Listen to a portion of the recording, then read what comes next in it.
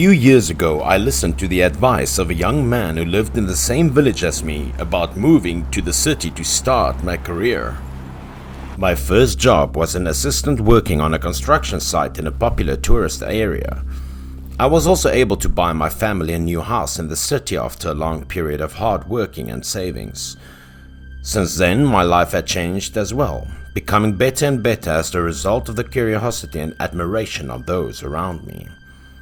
Actually, I understood why I was successful so quickly. It all started when I first started working on the construction site. My first days at work were always the most difficult compared to other people, lasting from early morning until very late at night.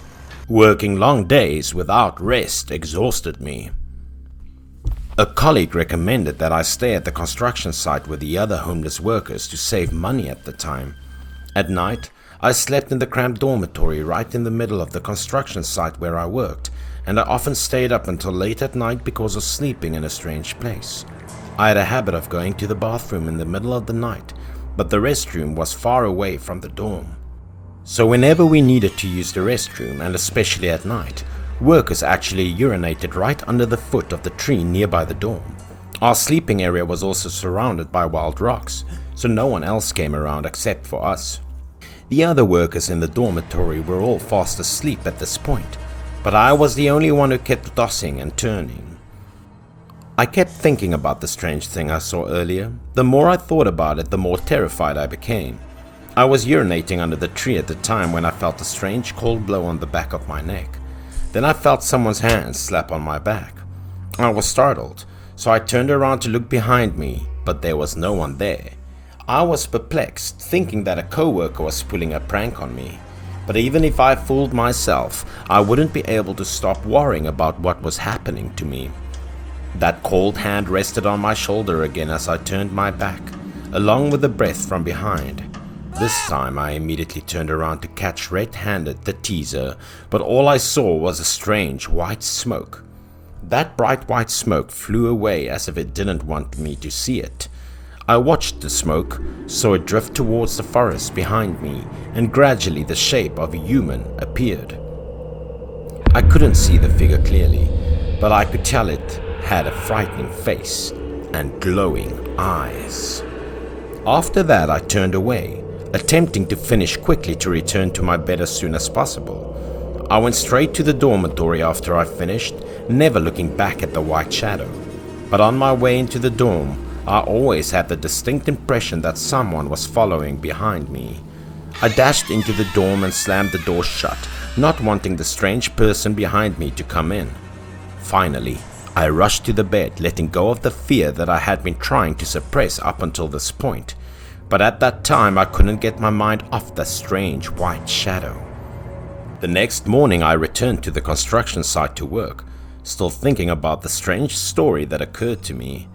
Our workers ate lunch at the construction site that afternoon, but because I was afraid of what happened the night before, I didn't dare to eat. Therefore, I wouldn't have to go to the toilet later.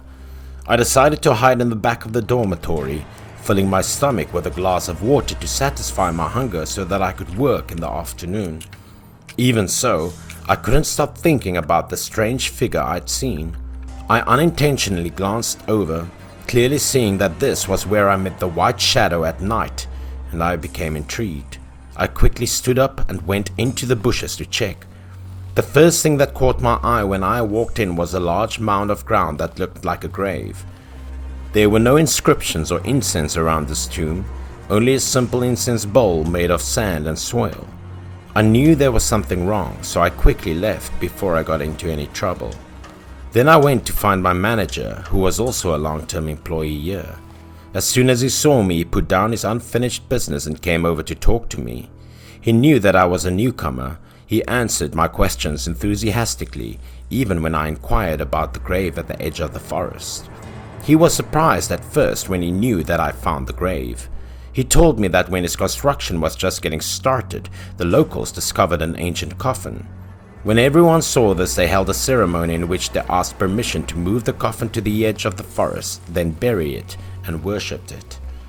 When I learned about the incident, I became concerned and asked the manager where I could use the restroom without disturbing the deceased. The manager pointed to the back and said, The toilet is there and you can shower comfortably there. After that, the manager continued his business and never mentioned the coffin again. Since then, whether in the morning or in the evening, I'd walk a long way to use the restroom. We would have a weekend off and we were able to travel back to our hometown for a few days of vacation. I lived far away from home and I didn't have any friends or relatives nearby, so I decided to stay in the dormitory. The manager was in the same situation as me, so he stayed as well. I wanted to be close to him, so I went to the market to buy some food to cook some simple dishes. Then I asked the manager to join me for a few drinks the night. The manager enthusiastically agreed. We had a great time that night because we didn't have to worry about going to work the next day. After drinking until midnight, both of us wanted to go to the bathroom, so we asked each other to go together. I immediately went after him. He took me to the grave where I saw it the last time. At first I thought nothing strange would happen if I went with the manager, but after a while the manager burst out laughing next to me. His entire body trembled as if he had been poked, which perplexed me. I had a feeling something was up, so I took a look behind the manager. I clearly saw a hand on his shoulder at the time. The manager appeared to be aware of this, so he made some jokes with the person behind him. After that, both he and the strange spirit standing nearby laughed. I couldn't take my gaze away from them, and unexpectedly being seen by the spirit. The strange spirit changed the subject and approached me. I could feel the spirit standing behind me, staring at me but acting as if I didn't know that he was there. When the manager noticed my face changing color, he said, "Hey, you're drunk." Then he pointed to the dormitory and instructed me to follow him inside. As I walked, I gazed back at the spirit. I could clearly see that he not only did not leave, but also continued to look at me. I was afraid the spirit would follow me and the manager into the house, so in a panic, I dashed inside and slammed the door. When the manager noticed this, he was surprised and asked me what was wrong. I wasn't able to hold it anymore. I told him that I saw a ghost standing behind him. The manager stated that he knew it from the start. But because the spirit was a good person, he had no fear and regarded him as a friend. I was surprised and intrigued. The manager asked me to sit down and told me about the spirit. He recalled that the workers were not immune to this issue. Every time they worked, someone touched their back. The workers brought this to the contractor's attention, but the contractor did not believe them and threatened to fire them. This became a daily occurrence at the construction site over time, and it would not go away until the grave was established. The workers here also joked among themselves that the deceased might have been too lonely to tease them.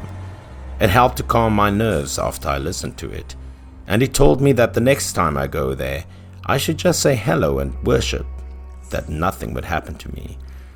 Then he told me that those who didn't harm the deceased would not face repercussions. As time passed, the project remained solely my responsibility. However, as the work was almost completed, the contractor discovered the coffin. When the contractor saw the wooden frame of the coffin, he realized it was expensive wood. So he took this piece of wood and sold it, and the corpse was temporarily buried in that land. However, after selling the coffin, the contractor began to experience bad luck. He frequently became ill to the point of death, and the money began to dwindle as well. Not only that, but he also saw a ghost standing behind him at night. The contractor had to sell all of his assets in order to find a magician who could cure him. Later on, I realized that the soul really just wanted to get to know me. Souls have no reason to harm us if we don't harm them.